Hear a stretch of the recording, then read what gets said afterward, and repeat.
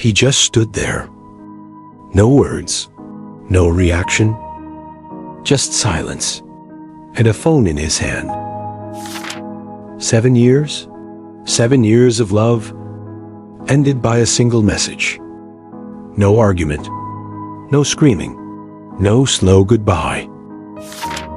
He thought of the little things, the way she laughed through her nose, the time they burned dinner and ordered cheap pizza, the way she'd fall asleep on the couch, and he'd cover her with the blanket, always the same one.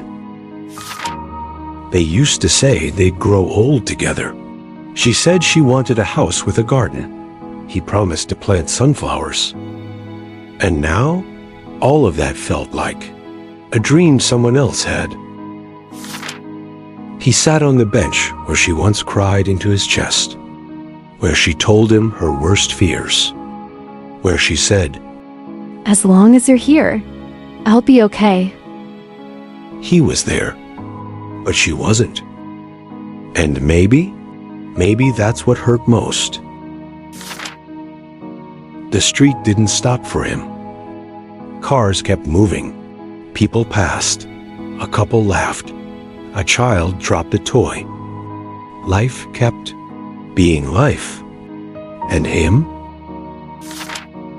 He stood still, like a glitch in the system, like the only person in a world that didn't see him anymore. He tried to breathe, but even his own breath felt too loud. He tried to cry, but there were no tears left, just that heaviness in his chest that no one else could see. He looked around, and it hit him. Thousands of people, and still, he had never felt this alone. He wanted to scream. But what's the point when no one is listening? Then something, a small hand, tugged at his shirt. He looked down. A boy, maybe 7, wearing a hoodie too big for him, holding a bouquet of flowers, fresh, soft, too bright for such a gray day. Don't be sad, sir. I cried like that too, when I found out my mom was really sick. She gave me these flowers before she died. She said, if I stay sad, they'll wither. So I tried not to be sad anymore. He paused, looked down at the bouquet, then up at Enich. She also said, if I ever find someone sadder than me, I should give them away. The boy stepped closer, placed the bouquet into Enich's hands. No hesitation. I think you need them more than I do. Then he smiled. Not wide, not happy, just kind, and walked away. He didn't say thank you.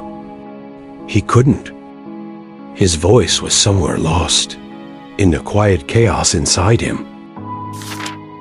He looked down at the bouquet, petals soft, stems still damp.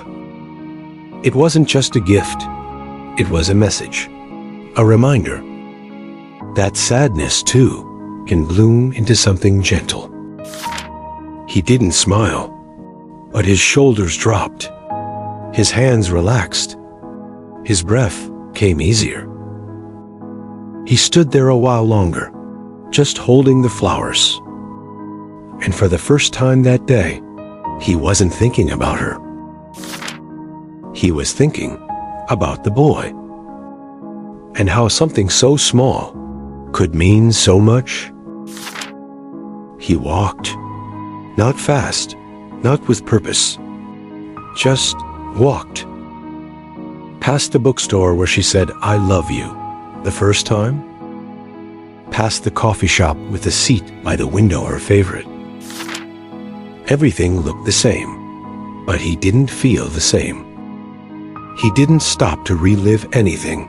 He didn't force himself to forget either. He simply kept walking. The bouquet was still in his hand. Not clutched, just held, like a memory that no longer hurt. The city felt different now, not because it had changed, but because something in him had.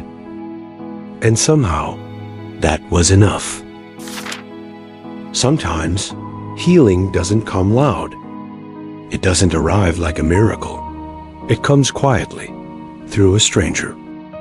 A flower, a moment you didn't expect. Maybe today, you needed this story. Maybe you've been waiting for some kind of sign. This isn't magic. This is life. And life has its way of finding you, right when you think it won't. If this found you at the right time, type just 3 words in the comments. I'm still here. That's it. No explanation, no pressure. Just, I'm still here. Because you are. And that matters more than you know.